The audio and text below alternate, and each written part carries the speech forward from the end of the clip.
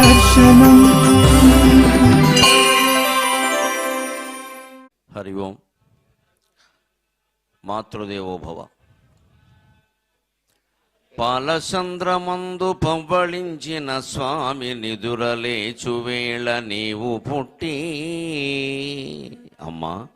పాలచంద్రమందు పవ్వళించిన స్వామి నిదురలేచువేళ నీవు పుట్టి నిదురలేపి మమ్ము నిర్నిద్రయోగమ్మునందజేసినట్టి అమ్మవమ్మ. నిదురలేపి మమ్ము నిర్నిద్రయోగమ్మునందజేసినట్టి అమ్మవమ్మ. మనం ఇక్కడ ప్రగతి రిసార్ట్స్ ప్రాంతంలో ప్రగతి సుధామ ఆవరణలో 2500 ఎకరాల స్థలంలో నగర వాతావరణానికి సుదూరంగా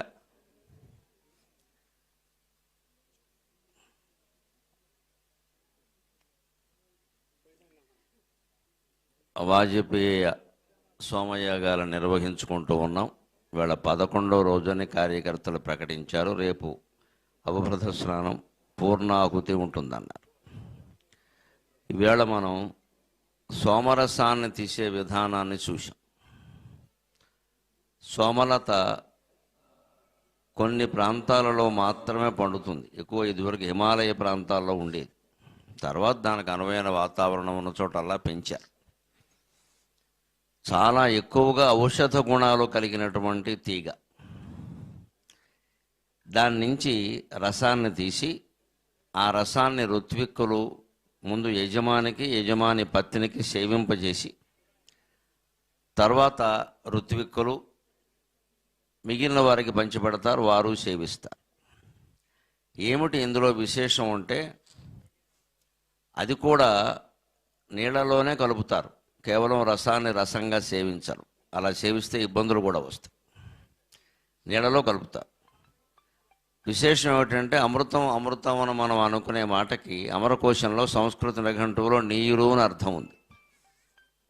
అంభోర్ణస్తోయ పానీయం నీరక్షీరాంబుశంబరం కృపీట కాండమస్త్రీశ్చ జీవనీయం కుశం విషం మేఘపుష్పం ఘనరస త్రిషుద్వే ఆప్యం అమ్మయం అనదట ఆపస్త్రీ భూమిని వారి సరళం కమలం జలం పయకీలాలం అమృతం జీవనం భువనం వనం. అలా నీటికి అమృతం అని పేరుంది.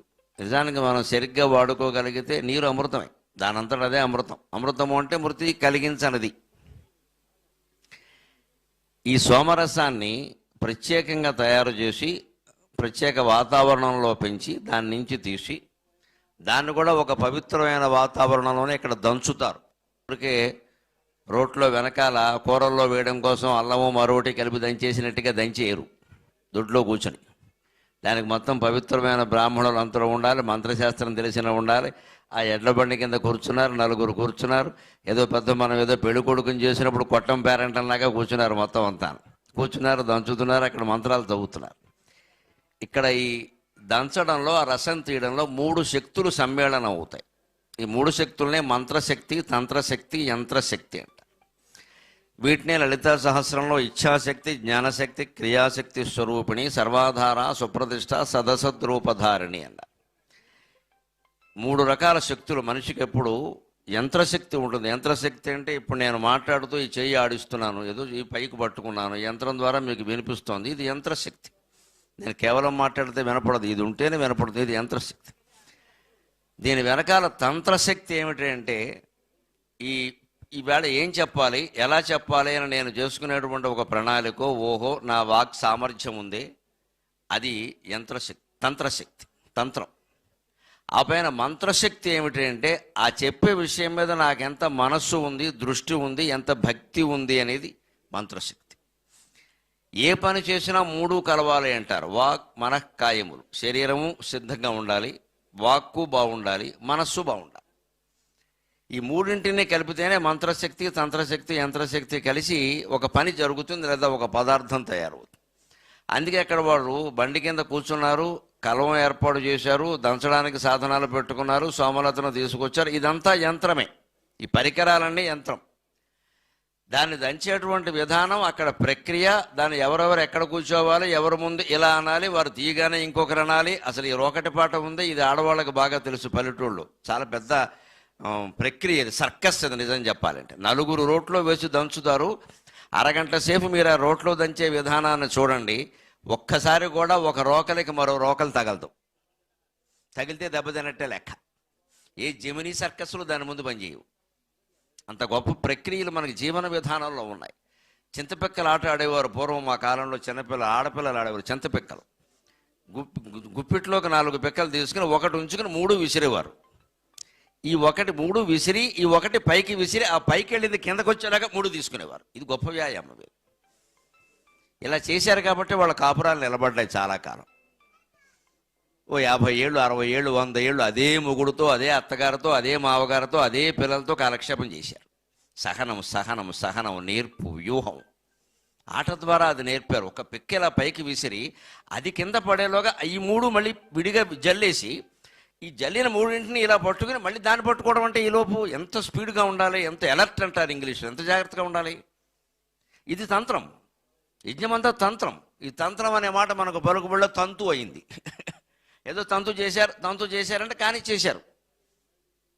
మనం కానిచ్చేసే విధంగా యజ్ఞం చెయ్యకూడదు. ఇక్కడ నేను ఈ ఉన్న 2 రోజుల్లోనూ నేను గమనించింది ఏమిటంటే, ఎక్కడ తూతూ మంత్రం పాడేద్దాం అనేటువంటి ప్రయత్నం జీబీకే రావు గారి దగ్గర నుంచి సామాన్య కార్యకర్త వరకు ఎవరూ చేయలేదు ఆ పని. అంతా చిత్తశుద్ధిగా శ్రద్ధాభక్తులతో పూర్తిగా జరగవలసిందే అని పద్ధతిగా చేయించారు. దానికి ప్రధానం ఎవరంటే ఆ మంగేష్ శర్మ గారని అంటున్నారే, ప్రధానమైనటువంటి ఋత్విక్. ఆయన ప్రధానమైన మనిషి. ఆయన శాసనాన్ని బట్టి ఉంటుంది అంతా కూడా. ఇలా చెయ్యాలి అంటే అందరూ వినవలసిందే. నువ్వెవరు చెప్పడానికనే మాట ఉండని వీల్లేదు. కార్యక్రమం జరిగితే అలా జరగాలంతే. అందులో తంత్రశక్తి ఉంది. అక్కడ వస్తువులు వాడారు, యంత్రశక్తి ఉంది. జరిపిన విధానం తంత్రశక్తి ఉంది. ఆ కలవంలో పెట్టి దంచినప్పుడు కూడా మంత్రాలు చదువుతున్నారు, మీరు గమనించండి. మంత్రశక్తి ఉంది. వాక్కుకి ఎంతో శక్తి ఉంటుంది. మామూలు వాక్కుకి ఎంత శక్తి ఉంటే, మా బోటుగాళ్ళు ఊరికే 4 మాటలు చెబుతుంటే ఎంతమంది నిలబడి కూర్చుని గంటల తరబడి వింటున్నారే, మా వేద మంత్రానికి ఎంత శక్తి ఉంటుందండి. ఆ మంత్రశక్తి కూడా ఆ సమయంలో అందులో ప్రవేశించాలి. ఆ దంచేటువంటి సమయంలో ఆ సోమరసంలో మంత్రశక్తి అందులో ప్రవేశించాలి. అందుకే దేవతల్ని ఆహ్వానిస్తారు. ఆహ్వానించేటప్పుడు ఎక్కడ ఏ వైదిక బ్రాహ్మణుడు తుమ్మకూడదు, దగ్గకూడదు, ఎటువంటి ఇబ్బంది పడకూడదు. హాయిగా దేవతలు వచ్చేందుకు వీలుగా ఉండాలి. నేను మీకు సామవేద మంత్రాలు అర్థం చెప్పినప్పుడు చెప్పాను. రా అంటే అగ్నిద్వారం తెరుచుకుంటుంది, వైరా అంటే వాయుద్వారం తెరుచుకుంటుంది, స్వార అంటే ఆదిత్య ద్వారం, సూర్యలోక ద్వారం తెరుచుకుంటుంది. ఇవాళ మీరు సామవేదం పండితులు అక్కడ చదివినప్పుడు చూడండి, హిన్నా ఓ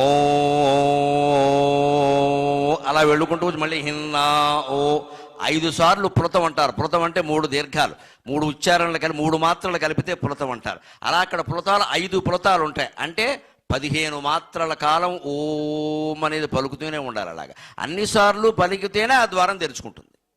అందులో ఏమాత్రం తేడా వచ్చినా తెరుచుకోదు.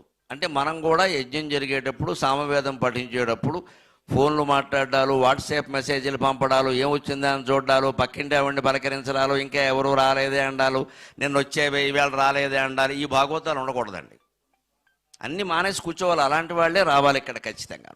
ఇంతసేపు కూర్చున్నాను, నా ఫోన్ మోగడం మీరు వినలేదు, నేను మాట్లాడడము మీరు చూడలేదు, ఎందుకంటే ముందే కట్టేసింది దాన్ని. మళ్ళీ అనవసరపు తాపత్రయాలు ఉండవు. ఎవరో ముఖ్యమైన వాళ్ళు చేస్తారేమో. యజ్ఞం కంటే ముఖ్యమైనది ఏది లేదు. ప్రాణం ఇక్కడ పోయినా మంచిది, అందుకంటే గొప్ప విశేషం లేదు. అంత తెగించి ఉంటేనే రావాలి. ఇక్కడికి వచ్చి మళ్ళీ మన వ్యవహారాలు, మన లౌకిక వ్యవహారాలు మనం సాగిస్తే అనవసరం, రావడమే అనవసరం. ఎందుకంటే అత్యంత శ్రద్ధాభక్తులతో వాళ్ళు చేస్తున్నారు.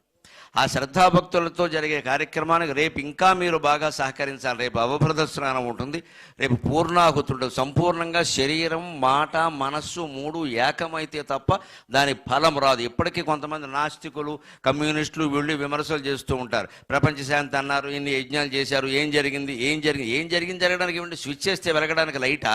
అది కూడా వెలగట్లేదు ఇళ్లలో సరిగ్గా. స్విచ్ చేస్తే వెలగడానికి లైట్, దానికి ఒక వ్యవస్థ ఉంది కదా. ఈ వ్యవస్థ ఇక్కడ సక్రమంగా ఉంటేనే జరుగుతుంది అదంతా. అది ఎన్నాళ్ళకి జరగాలో అన్నాళ్ళకే జరుగుతుంది ఖచ్చితంగా. ఇలా జరగగానే ఏదో ఫలితం రావాలంటే ఎలా వస్తుంది? అందరూ సహకరిస్తేనే వస్తుంది. అక్కడ అందరూ కూర్చుని వాడంతా నిశ్శబ్దంగా ఉంటేనే వస్తుంది. ఆ వాక్కు, మనస్సు, శరీరము ఏకమైతేనే వస్తుంది. త్రికరణ శుద్ధి అంటారు. పూర్వులు ఈ శక్తులని, వీటికన్నిటికీ ఈ వనమూలికలకు ఉండేటువంటి శక్తుల్ని మంత్రశక్తి ద్వారా, తపస్సు ద్వారా కనిపెట్టారు. ఇవాళ యంత్రాలు ఉన్నాయి, ఆవేళ గొట్టాలు గొడుగులు ప్రయోగశాలలు ఏం లేవు. వేద ఋషులు ఎలా కనిపెట్టారండి అంటారు. వాళ్ళు ఎలా కనిపెట్టారు అంటే, ఏ విషయాన్ని తెలుసుకుందుకైనా యంత్రశక్తి తంత్రశక్తి ఉన్నట్టే మంత్రశక్తి ఉంటుంది. మంత్రం అంటే మననాత్రాయతే ఇతి మంత్రం. నువ్వు మననం చేసిన కొద్దీ నిన్ను ఇది రక్షిస్తుంది. అంతే, గురువు మనకి మంత్రోపదేశం చేస్తే మననం చేయి, రోజుకి 1000 చేయి, 10,000 చేయి అని చెబుతాడు. ఆ మననం చేసి రక్షిస్తుంది. ఇంక తంత్రం అంటే యజ్ఞం. తర్పణాత్రాయితే ఇది తంత్రం. ఆ యజ్ఞంలో ప్రధానమైన ఆజ్యం పోస్తారు, తర్పణం. ఆ తర్పణం వల్ల మనం రక్షింపబడతాం. అందుకని తర్పణాత్రాయితే ఇది తంత్రం, మననాత్రాయితే ఇది మంత్రం. యంత్రశక్తి అంటే యత్నాత్ త్రాయితే ఇది యంత్రం. నువ్వు ప్రయత్నం చేస్తేనే ఇది కాపాడుతుంది. ఈ కుర్చీ పక్కకి జరగాలంటే నేను మంత్రాలు చదివితే కుదరదు, లేచి పక్కకి జరపాల్సిందే. అది యంత్రం, అంతవరకే. కానీ ఇదే పనిని యజ్ఞం ద్వారా సంకల్పించి చేయొచ్చు. నేను ఇక్కడి నుంచి లేవకుండానే చేయొచ్చు. దానికి తగిన చిత్తశుద్ధి, దాని సంకల్పాలు ఉండాలి. మంత్రం ద్వారా కూడా చేయొచ్చు. ఋషులు అపూర్వంగా లక్షల కోట్ల మంత్ర జపం చేసి అపూర్వ శక్తుల్ని సాధించి వాటిని లోక కళ్యాణానికి వినియోగించారు. ఆ వినియోగించే క్రమంలో భాగంగానే సోమలతని కనిపెట్టారు. దాన్ని అందరికీ రసం తీసి ఇచ్చారు. దాన్ని ప్రసాదంగా కూడా ఇచ్చారు. దాన్ని ఎందుకు సేవించాలి మనం? రేపు ఇక్కడ బహుశా ఋత్వికుల తర్వాత ప్రసాదంగా కూడా అందరికీ ఇస్తారనుకుంటా. ఏర్పాటు ఉందా అండి? చాలా సంతోషం. అందుకని అది కొద్దిగానైనా మనం పుచ్చుకోవడం అవసరం, సోమరసం అని. ఎందుకంటే శరీరంలో ఉండేటువంటి అనేక రకాల వ్యాధులకి అది సమాధానం చెప్పేస్తుంది. వ్యాధి నిరోధక శక్తిని పెంచుతుంది. పూర్వం ఈ యాగాలు, ఇవాళ ఇక్కడ జనం అపూర్వంగా ఉంది అనుకుంటున్నాం, కానీ పూర్వం ఈ యాగాలు ప్రతి ఊళ్ళోనూ బ్రాహ్మణ కుటుంబం ఖచ్చితంగా చేసేవాళ్ళు. అందుకే బ్రాహ్మణులు లేని ఊళ్ళో ఉండొద్దన్నారు. ఎందుకు ఉండొద్దన్నారు అంటే, బ్రాహ్మణులు అంటే కేవలం సత్యనారాయణ వ్రతం చేయించడం, సంవత్సరకాయలు పెట్టడం కాదు. అది కాకపోతే మనమైనా పెట్టుకోగలం, పెద్ద విషయం కాదు అది. యజ్ఞం చేసి ఆహితాగ్ని అయిన బ్రాహ్మణుడు ఉండాలి. ఇందాక శశిభూషణ శర్మ గారు నాతో మాట్లాడుతూ బాధపడుతున్నారు. నాకు నిజంగా అంత సమాచారం తెలియదు, ఎంత దారుణంగా ఉందా పరిస్థితి అన్నాను. ఆహితాగ్ని అంటారు. 2 పూట్ల నిత్యాగ్నిహోత్రం చేయడం. నిత్యాగ్నిహోత్రం అంటే సంధ్యావందనం కాదు, గాయత్రి జపం కాదు, అవి అయ్యాక చేసే పని. ఈ నిత్యాగ్నిహోత్రం అనే విధి మళ్ళీ 1 గంట పడుతుంది. అందుకే బ్రాహ్మణులు ఎవరు పూర్వం ఉద్యోగాలు చేయలేదు. ఎందుకని ఇప్పుడు ఉద్యోగాలు చేసి 8ంటికి సాఫ్ట్వేరు, 12ంటికి హార్డ్వేర్ అని పరిగెడితే వీడికి ఇవన్నీ నడవు. అందుకని పొద్దున 11 గంటల వరకు ఈ క్రతువులు సరిపోతాయి బ్రాహ్మణుడికి. అప్పుడు కాస్త విశ్రాంతి తీసుకున్నది కాబడేమో వంట తయారైందంటే మీరు మడి కొట్టుకోవచ్చు అని చెబుతుంది. అప్పుడు 12 గంటలకు భోజనం చేస్తాడు. కాస్త 4 రకాల పచ్చళ్ళు రుచులు వేసుకుని తింటాం. మేము అందుకోసం పుట్టాం, బ్రాహ్మణో భోజన ప్రియ అన్నారు. అందుకని మాకు కాస్త భోజనం ఉంటే ఇష్టం. ఇక్కడ కూడా పదార్థాలు బాగుంటాయనే సమాచారం నాకు ముందు అందింది. అందుకే 2 రోజులు ఉంటానని చెప్పాను. అందుకని సరే, ఏవో తిన్న తర్వాత కాస్త భుక్తాయాసం ఉంటుంది, కాసేపు పడుకోవాలి. వాడిని కదపకూడదు. ఇంకా 3 వరకు పడుకోనివ్వాలి. ఆ 3ంటికి లేచాక అరుగు మీద కూర్చుంటాడు. పురాణ కాలక్షేపాలు ఏవో అడిగిన వాళ్ళకి ధర్మ సందేహాలు చెప్పడం, ఏదైనా ఉంటే ముహూర్తాలు పెట్టడం, ఇవన్నీ ఏవో చేస్తారు. మళ్ళీ 5 అయ్యేసరికి మళ్ళీ కూర్చోవాలండి. నిత్యాగ్నిహోత్రం, మళ్ళీ స్నానం, సంధ్యావందనం, మళ్ళీ మంత్రం, మళ్ళీ అగ్నిహోత్రం, ఇవన్నీ చేసేసరికి రాత్రి 7 అవుతుంది అక్కడికి. అప్పుడు ఇంత 2 మెతుకులు తిని పడుకుంటాడు. ఇవ్వడం బ్రాహ్మణుడు ఉద్యోగం ఎక్కడ చేస్తాడు ఆలోచించండి.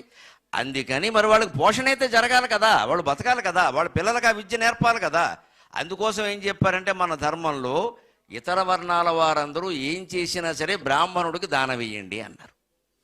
బ్రాహ్మణులు దోచేసుకున్నారు ప్రపంచం మొత్తాన్ని, దానాలన్నీ వాళ్ళే ఇచ్చేసుకున్నారు.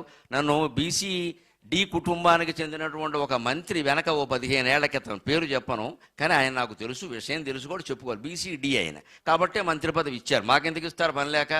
అందుకని ఇచ్చారు. ఇది ఆయన ఒకసారి ఏదో సభలో కలిసినప్పుడు నేను అడిగాడు, దానాలన్నీ బ్రాహ్మణులకే చెప్పారు ఏమిటంటే, మాకెవరికి ఇవ్వకూడదా అన్నాడు. టీ తాగుతున్నాను, టీ తాగనే చెబుతానని చెప్పాను. ఆయన తట్టుకోవాలి, నేను తట్టుకోవాలి కదా చెప్పిన సమాధానానికి. అందుకని టీ తాగాడు. తర్వాత చెప్పండి అన్నాడు. ఖచ్చితంగా చెప్తానండి ఒక మాట, బ్రాహ్మణులకే ఇచ్చారు దాన ధర్మాలు అన్నీ అంటున్నారు. ఇవాళ మీరు BCD మంత్రి పదవి ఇచ్చారు కదండి, మీ BCD వారి మంత్రి పదవులన్నీ మా బ్రాహ్మణులకు ఇవ్వండి, మా దానాలన్నీ మీకు ఇప్పిస్తానన్నాను నేను. అలా ఎలా కుదురుతుంది? మరి అది కుదరినప్పుడు ఇది ఎలా కుదురుతుందండి? నువ్వు BCD కాబట్టే కదా నీకు మంత్రి పదవి ఇచ్చారు, నేను బ్రాహ్మణుని కాబట్టే కదా నేను రాజకీయాల్లో నిలబడినా నాకు ఓటేయరు. ఇవాళ ఇంతమంది నా ప్రవచనం, కోటేశ్వరరావు గారి ప్రవచనం, ఇంకో షణ్ముఖ శర్మ గారి ప్రవచనం కూర్చుని వింటారండి. మేము నిలబడితే మా ఇంట్లో వాళ్ళు కూడా మాకు ఓటేస్తారో లేదో అనుమానం అమ్మ. ఎన్నికల్లో మహా అయితే మొహమాటానికి వాళ్ళు ఒక్కళ్ళు వేస్తారంతే, ఇంకెవరు వెయ్యరు. అసలు ఈయన రాజకీయాల్లోకి ఎవరు రమ్మన్నారు ఈయన్ని అంటారు వెంటనే ఇక్కడ. అంతే. మరి బ్రాహ్మణులు రాజకీయాల్లోకి వస్తే నెగ్గరు, ఉద్యోగాలు చేయడానికి వీల్లేదు. వాళ్ళ ధర్మాన్ని వాళ్ళు పాటించాలంటే ఉద్యోగం చేయకూడదు. మరి వాళ్ళు ఎలా బతకాలి? అందుకని పూర్వం ఏం చేశారు, ధర్మాలన్నీ బ్రాహ్మణులకి చేయండి, అవి కూడా పరిమితంగానే చేయాలి. విపరీతంగా చేస్తే వాళ్ళు వ్యసనపరులు అవుతారు ఖచ్చితంగాను. ఆస్తులు పెరగనేకూడదు. బ్రాహ్మణుడు తన ఆస్తి పెరగకుండా తానే చూసుకోవాలి. ఆ బతుకు వెళ్ళిపోవడానికి వీలుగా హాయిగా ఉంటే చాలు అక్కడ, అంతే. అలా మడిగట్టుకుని వాళ్ళ వ్రతాలో పూజలో ఏవో చేసుకోవడానికి వీలుగా వాళ్ళకి వెళ్ళిపోతే చాలు.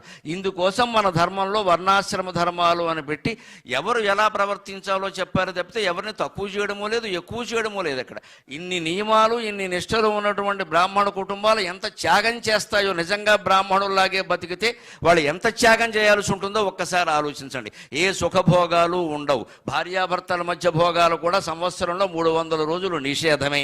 65 రోజులు దొరికితే మహా గొప్ప. అన్ని నిషేధాలు ఉంటాయి. కొన్ని తిథులు పనికిరావు, కొన్ని నక్షత్రాలు పనికిరావు, కొన్ని సందర్భాలు పనికిరావు. అయిపోయింది అక్కడ. భూషయనమే, ఇంకేం లేదు ఇక్కడ. పరిమితంగా భోజనం కూడా ఒక పూటే, రెండో పూట పలహారం చేయవలసిందే. యజ్ఞం చేస్తే భోజనం చేయడానికి వీల్లేదు మధ్యాహ్నం వరకు. పురుటు మేలకు భోజనం చేయరు, అశౌచానికి భోజనం చేయరు, రకరకాలు ఉన్నాయి ఇవన్నీ. ఇదంతా ఒక త్యాగమే. ఈ వ్యవస్థ మొత్తాన్ని మనం ఎందుకు కాపాడుకోవాలి? ఈవేళ వారు అంటున్న వేద పాఠశాల కన్నా ఎందుకు మనం ప్రోత్సాహం చెయ్యాలి అంటే, వారు ఇందాక నాకు ఒక బాధాకరమైన సమాచారం చెప్పారు. నేను వారితో మాట్లాడుతూ, ఈ ఆహితాగ్ని, నిత్యాగ్నిహోత్రి అన్నవాళ్ళు ఈవేళ మన ప్రాంతంలో ఎంతమంది ఉన్నారండి అన్నాను నేను. మీరు చెప్తే ఆశ్చర్యపోతారు నరసింహారావు గారు, భారతదేశం మొత్తం మీద 130 మంది మాత్రమే ఉన్నారు అన్నాడు ఆయన. ఎందుకంటే కంచి పరమాచార్య మహానుభావుడు ఉన్న రోజుల్లో కంచిలో ఏటా ఆహితాగ్నుల సదస్సును జరిపేవారట. 130 మందితోనే వాళ్ళు ప్రధానంగా ఉంటారు, మిగిలిన వాళ్ళు వస్తారు. అసలు వీళ్ళు ఎలా జీవించాలి, ఏ యజ్ఞం ఎప్పుడు చేయాలి, వాళ్ళని మిగిలిన ప్రజలు ఎలా చూడాలి అనడం కోసం. ఎప్పుడు 130 మంది మించి హాజరవ్వడం నేను చూడలేదండి. అప్పటి నుంచి వచ్చిన మాట ఏమిటంటే, దేశం మొత్తం మీద ఇల్లు కదలకుండా ఇంట్లోనే ఉండి నిత్యాగ్నిహోత్రం చేసేటువంటి బ్రాహ్మణుడు, ఆహితాగ్ని అయిన వాడు దేశం మొత్తం మీద 130 మంది ఉన్నారు. అంటే అర్థం ఏంటండి? 130 కోట్లండి భారత జనాభా. ఇందులో 130 మంది అంటే కోటికొక్కడున్నాడు అన్నమాట. కోటికొక్కడుంటే సరిపోయే వ్యవస్థ ఇది. పైగా ఈ నిత్యాగ్నిహోత్రం చేయడం వల్ల ఉపయోగం ఏమిటి? మిగిలిన వాళ్ళకి, బ్రాహ్మణుడికనే కాదు అందరికి కూడా, ఊరందరికీ ఉపయోగం ఏమిటి అంటే, ఆ అగ్నిహోత్రంలో వాడే సమిధలు నిన్న చెప్పుకున్నాం మనం, మర్రి, మారేడు, జువ్వి, జమ్మి, మేడి మొదలైన, చండ్ర మొదలైనవన్నీ కూడా అవన్నీ ఔషధ గుణాలు కలిగినవే. ఆ ఎనర్జీ, వాటిలో ఉండేటువంటి శక్తి అందులో దగ్ధంగా ఉంటుంది. మనం ఔషధంగా తీసుకుంటే మన ఒంట్లో గడుతుంది. అగ్నిలో దగ్ధమైతే పైకి పెడుతుంది అది. పైగా సమిధల్నే తీసుకుంటారు, ఎండు కట్టెలనే తీసుకుంటారు, పచ్చివేం తీసుకొచ్చి ఇక్కడ వెయ్యరు. ఆకులు ఎవరు యజ్ఞంలో వెయ్యరు, పువ్వులు ఎవరు యజ్ఞంలో వెయ్యరు, ఎండు కట్టెలనే తీసుకొస్తారు. అంటే ఎండిపోయింది, అది ఎండిపోయే దశకి వచ్చింది, దానంతా అది రాలిపోతుంది కూడాను. పూర్వం ఋషులు అరణ్యాల్లో ఉన్నప్పుడు శిష్యులని సమిధలు తెమ్మని పంపిస్తే ఏం చేసేవారో తెలుసా? సమిధలు తేవడానికి వెళ్ళేవాడు ఎవడు కత్తి పట్టుకుని వెళ్ళేవాడు కాదు, చిన్న గొడ్డలు కూడా పట్టుకుని వెళ్ళేవాడు. చేతి గొడ్డలు అంటారు ఊరికే ఇలా అనడానికి అనమాట. అది మాత్రమే పట్టుకుని వెళ్ళేవాడు శిష్యుడు. అంత అడవుల మూలల్లోకి వెళ్ళేవాడు. ఎందుకంటే ఎక్కడైతే చెట్లు బాగా ఎండిపోయి, కొమ్మలు ఎండిపోయి సమిధలు ఇలా రాలిపోవడానికి సిద్ధంగా ఉంటాయో వాటిని తెచ్చుకోవాలి. ఎందుకని పచ్చి కొమ్మ విరగొట్టడానికి వీల్లేదు. అంత పాపంగా భావించేవారు వృక్షం జోలికెడితే. వృక్షో రక్షతి రక్షిత అంటే. అందుకే లోహితాశ్యుడు హరిశ్చంద్ర నాటకంలో వస్తుంది మనకి. వాళ్ళ అమ్మగారు పని మనిషిగా ఉంటే దాసీగా, కొడుకును కూడా పని మనిషిగా పెట్టుకుంటారు. ఆయన ఒక బ్రాహ్మణుడు ఇంట్లోనే దాసుడుగా ఉంటాడు. సమిధులు తేవాల్సి వస్తే అరణ్యం లోపలికి వెడతాడు. ఆ లోతొట్టు అరణ్యాలకు వెళ్ళినప్పుడు తెలియక పాము పొట్ట మీద కాలేస్తాడు, పాము కరిచి చనిపోతాడు. హరిశ్చంద్రుడి కథలో ఉంటుంది అది ఖచ్చితంగా. ఎందుకంత లోతట్టు ప్రాంతాలకు వెళ్ళవలసి వచ్చింది? ఏం దొరకవా అంటే కొట్టేస్తే దొరుకుతాయి, కొట్టకూడదు, రాలినవే తీసుకోవాలి, లేదా రాలడానికి సిద్ధంగా ఉన్నవి తీసుకోవాలి. అందుకని ఇంకో కట్టె లాంటిది తీసుకెళ్ళి దాంతోనే ఇలా అని ఆ రాలిపోయేదాన్ని తీసుకో అంటే ఎన్ని దొరికితే, రోజుకు 1-2 దొరికితే గొప్ప. కానీ గురువు గారి ఇంట్లో ఒక 10-15 కావాలి, యజ్ఞానికి కావాలి. ఎక్కడి నుంచి వస్తాయి? ఇంకా లోపలికెళ్ళు, ఇంకా లోపలికెళ్ళు. ఈ రకమైన విద్యా విధానం ద్వారా వాళ్ళకి, విద్యార్థులకు ధైర్యం నేర్పారు. అక్కడ పావులు ఉంటాయి, ఒక్కోసారి పులులు ఉంటాయి, రకరకాల క్రూర జంతువులు ఉంటాయి. వాటిని ధైర్యంగా తట్టుకుని సమిధలు, దర్భలు కోసి పట్టుకురావాలి. అన్ని దర్భలు యజ్ఞాల్లో పనికిరావు. ఆకు ఉండే దర్భలు కొన్ని ఉంటాయి, ఈనులాగే ఉండేటువంటి దర్భలు కొన్ని ఉంటాయి. ఆ ఈయనని ఇలా 2గా చేల్చాలి అంటే అది అక్కడ పురోహితులు, బ్రాహ్మణులు చేస్తారు. ఇషీకం అని దాని గురించి కఠోపనిషత్తులో కూడా చెబుతారు. మన హృదయంలో పరమాత్మ ఉంటాట.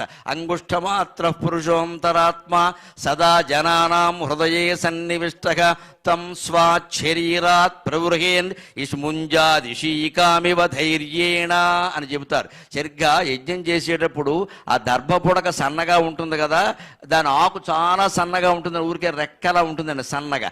ఆ సన్నటి ఆకు రెక్క నుంచి ఆ ఈయనని ఎలా బ్రాహ్మణులు వేరు చేస్తారో అలా నీ హృదయంలో ఉన్న పరమాత్మని పంచేంద్రియాల నుంచి, చర్మం నుంచి, చక్షువుల నుంచి, చెవుల నుంచి వాక్కు నుంచి అన్నిటి నుంచి వేరు చేయి, మనస్సు నుంచి వేరు చేయి. ఆ వేరు చేయడం ఎంత కష్టం అంటే యజ్ఞంలో దర్భ పొడకన దగ్గర పెట్టుకుని ఆ సన్నటి ఆకుల నుంచి మధ్యలో ఈయనని వేరు చేయడం అంత కష్టం. తమలపాకులు ఈయనని వేరు చేస్తారు. ఆడవాళ్ళు మగవాళ్ళకి తాంబూలాలు వేసి ఇచ్చేవారు. ఇప్పుడు ఏమీ ఇవ్వట్లేదు, చెరువు ఫోను పట్టు కూర్చున్నారు.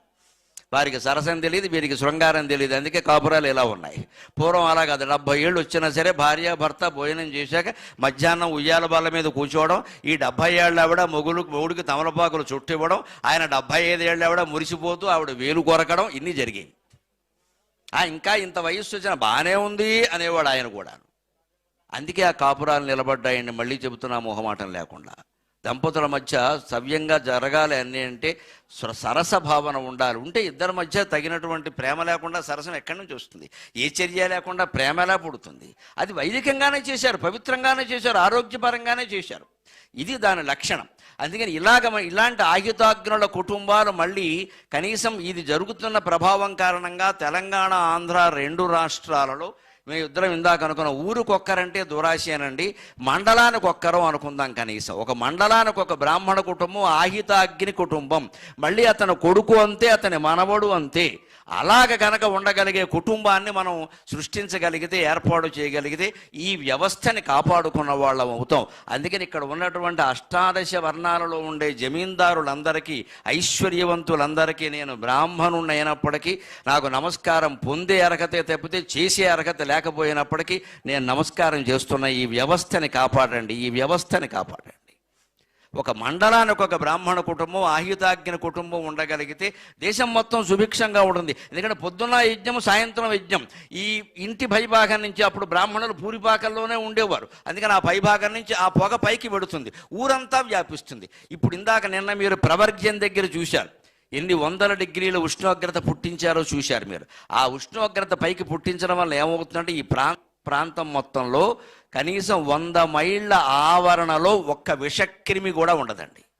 మొత్తం దగ్ధమైపోతున్నాడు ఖచ్చితంగా. ఇలా ప్రతి ఊళ్ళోనూ ఒక బ్రాహ్మణుడు ఉండి ఆహితాగ్నిగా ఉండి పొద్దున్న సాయంత్రం యజ్ఞం చేసి అలాగే ధూమాన్ని పుట్టించగలిగితే విషవ్యాధులు ఏవైనా వచ్చే అవకాశాలు ఉన్నాయా? కరోనా కాదు కదా, కడుపు నొప్పి కూడా రాదండి ఎవరికేను.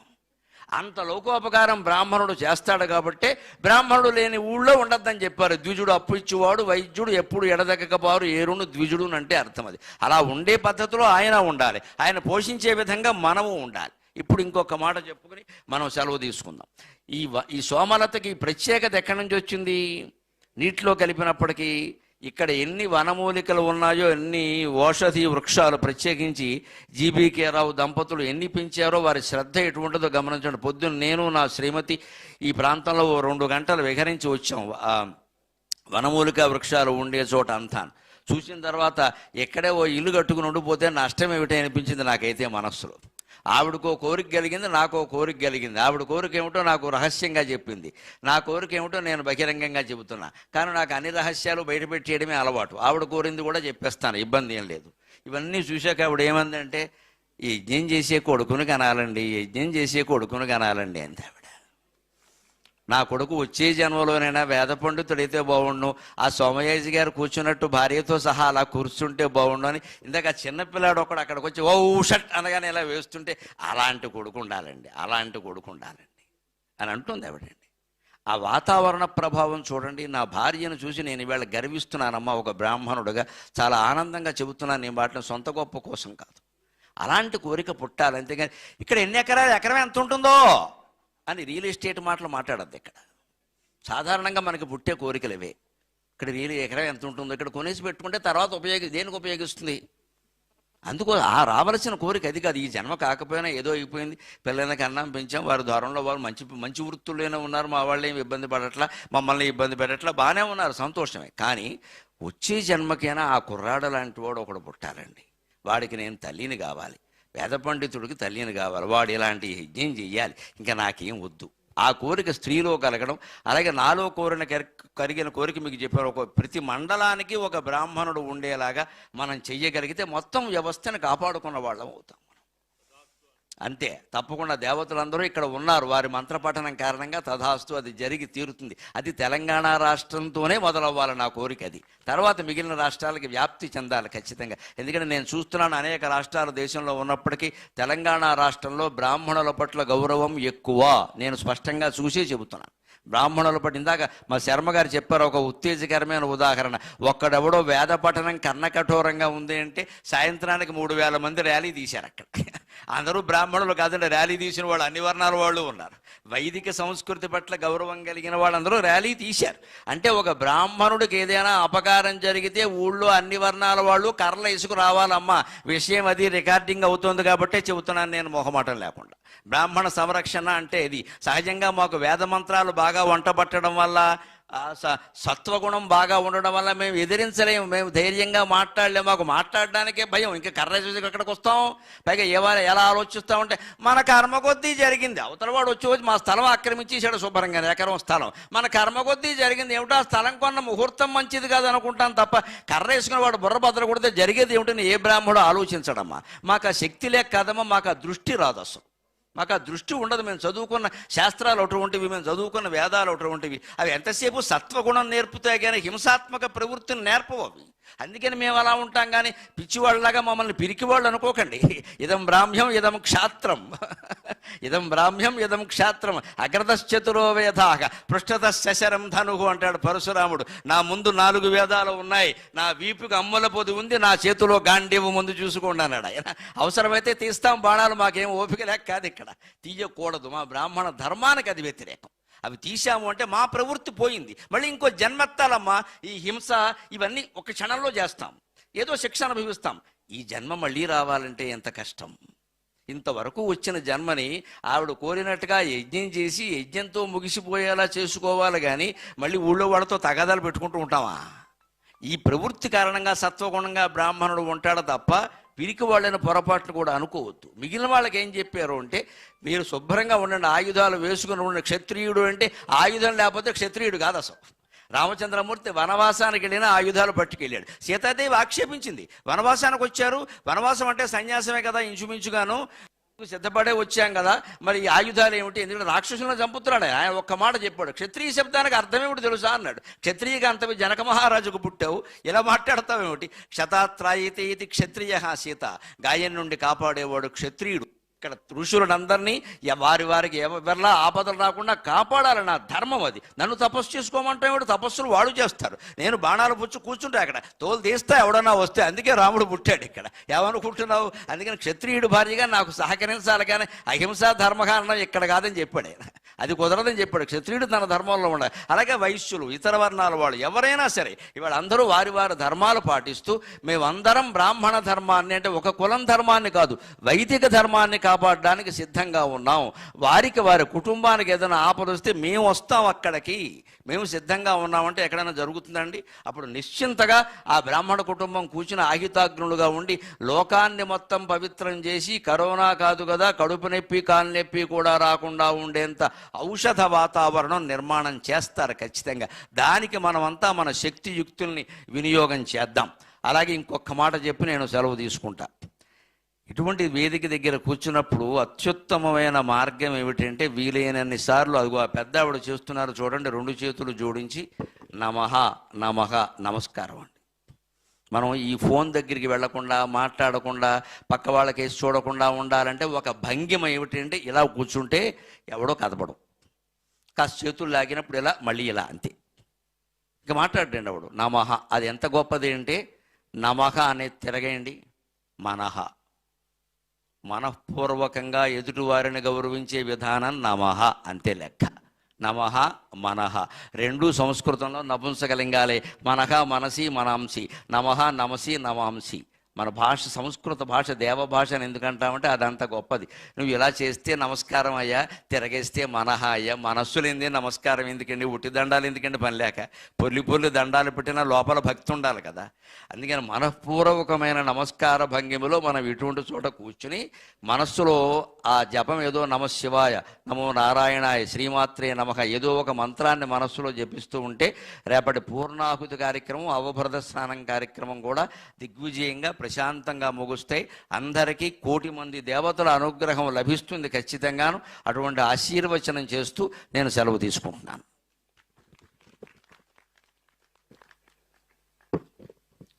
పరమ పూజ్య మహాసహస్రావధాని ఆధ్యాత్మికవేత్త డాక్టర్ గరికపాటి నరసింహారావు గారి స్ఫూర్తిదాయకమైనటువంటి ప్రసంగంతో మనమంతా మంత్రముగ్ధులమై ఓర్లాడాము. త్యాగాల పునాదులపై తన జీవితాన్ని ధర్మం కోసం పరితపించే త్యాగం చేసే బ్రాహ్మణుని అంటే వైదిక ధర్మాన్ని కాపాడుకోవాలి అని వారు నొక్కి వక్కాణించారు. అది ధైర్యం అంటే. ఇవాళ బ్రాహ్మడు అంటేనే ఒక రకమైనటువంటి ఒక భయమైనటువంటి వాతావరణంలో ఉంటున్న తరుణంలో ఆ ధర్మాన్ని మనం కాపాడుకొని ఇలాంటి ఆహితాగ్నులు మండలానికి ఒకరు ఉండాలని చెప్పి వారు చెప్పడం నిజంగా ఎంతో మందికి ఇవాళ ప్రేరణాత్మకం, స్ఫూర్తిదాయకము. ఇప్పుడు ఆ వారి మాటలకు ప్రతీకగా, వారి మాటలకు ఒక మార్గదర్శనంగా, నిదర్శనంగా ఇక్కడ ఉన్నటువంటి మాడుగుల శశిభూషణ శర్మ సోమయాజి గారిని మనం సత్కరించుకుందాం. వారు భారత ప్రధాని నరేంద్ర మోడీ గారు మొదటిసారి, రెండవసారి ప్రమాణ స్వీకారం చేస్తున్నప్పుడు ముహూర్తం పెట్టింది వీరే. వీరు విఖ్యాత జ్యోతిష పండితులు. మామూలుగా వేదాంగాల్లో జ్యోతిష్యం అంటే ఊరికే జ్యోతిష్యం చెప్పడం కాదు, జ్యోతిష్యంలో ఉండేటువంటి శాస్త్రం మొత్తాన్ని అధ్యయనం చేసిన వ్యక్తి. ఒక్క క్షణం తీరిక ఉండేవాడు. రోజుకు 20-30 వేలు సంపాదించే తీరిక లేని వ్యక్తి ఒకానొక సమయంలో అతను వేద ధర్మాన్ని కాపాడాలి అనుకొని తన వృత్తిని మొత్తం కూడా పణంగా పెట్టి ఒక వేద పాఠశాలను పెట్టి ఇవాళ ఒక 40 మంది విద్యార్థులను ఇలాంటి ఆయుధాగ్నులను తయారు చేయాలన్న లక్ష్యంతో తన జీవితాన్ని పణంగా పెట్టి ఉన్నారు. వారి వద్దకే మోడీ గారు అక్కడ ఉన్నటువంటి రాఘవులు గారిని ఇంకా సోమయాజులు గారిని పంపించి వారి చేత అనేక విషయాలు, ధర్మ సందేహాలు చెప్పుకుంటారు. వారు ఇంకొక చోటికి వెళ్ళరు. వారి జీవితం అంతా కూడా ధర్మం కోసమే పరితపించే శశిభూషణ సోమయాజు గారు ఇవాళ ఈ యాగంలో నేను సైతం పాల్గొనాలని విచ్చేశారు. వారికి కూడా ఈ యాగ యజ్ఞ ప్రసాదంగా బ్రహ్మశ్రీ మంగేష్ భావికర్ గారు యజ్ఞ ప్రసాదంగా శాల్వాను సత్కరిస్తారు. ఇక్కడికి రండి. అలాగే మా జీవికే రావు గారు ఈ సోమయాగ సారథ్య సంఘం అధ్యక్షులు, అదేవిధంగా కన్వీనర్ గారు మా నిర్మలమ్మ గారు, సెక్రటరీ జనరల్ రాజిరెడ్డి గారు అందరూ కూడా వారిని సాధారణంగా అందరి కరతాళ ధ్వనుల మధ్య ఇది జరుగుతున్న సత్కారం వేద ధర్మానికి, మన శ్రౌత ధర్మానికి జరుగుతున్న సత్కారం. శాలువాను సమర్పించే కార్యక్రమంలో పెద్దలు మా గరికపాటి నరసింహారావు గారు గురువు గారిని కూడా రావాల్సిందిగా కోరుతూ ఉన్నాం.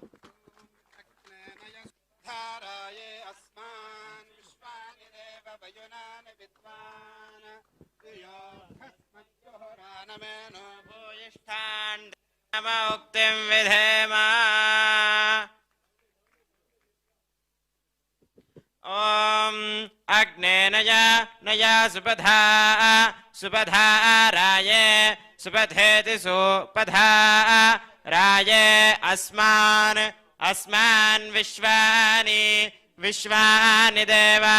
దేవవయునాని విద్వానితి విద్వాన్ యుయోధ్యస్మత్ జుహురాణమేనాః ఏనో భూయిష్ఠాన్ తే నమా ఉక్తిం విధేమ నమా ఉక్తిమితి నమః ఉక్తిం విధేమేతి విధేమ. ఓం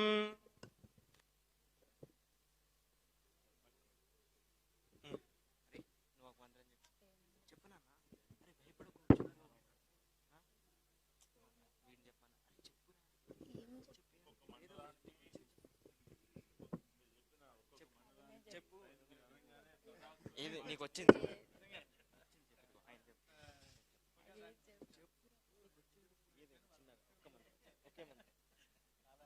చెప్పు, తొందరగా చెప్పు.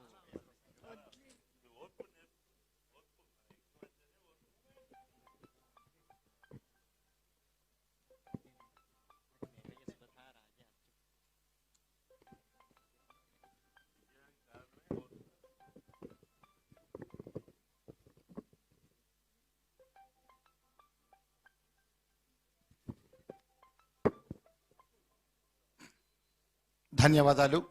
ఇప్పుడు అందరం కూడా భోజన ప్రసాదాన్ని స్వీకరించి అమ్మగారు వారి మాతృమూర్తి అన్నీ మా అమ్మ అనుగ్రహం వల్లే నేను ఇంత దాకా, మా అమ్మ మా శ్రీమతి ఇరువురు ఇచ్ఛాశక్తి, క్రియాశక్తి, జ్ఞానశక్తి. అదే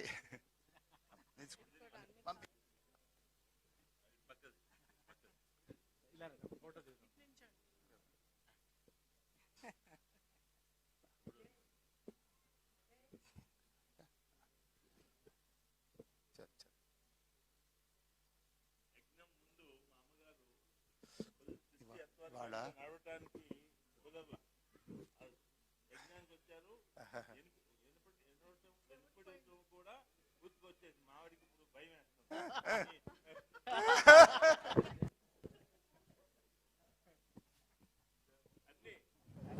ఇక్కడ ఇప్పుడు చెప్పేటి అన్ని మంచి మంచి మాటలే కదా అన్ని. ఇప్పుడంతా మనం మారిపోయాం కదా సార్, అంతా యజ్ఞము, ఈ అనుభవాలు ఇవే కదా, అందుకే వచ్చాయి. అదే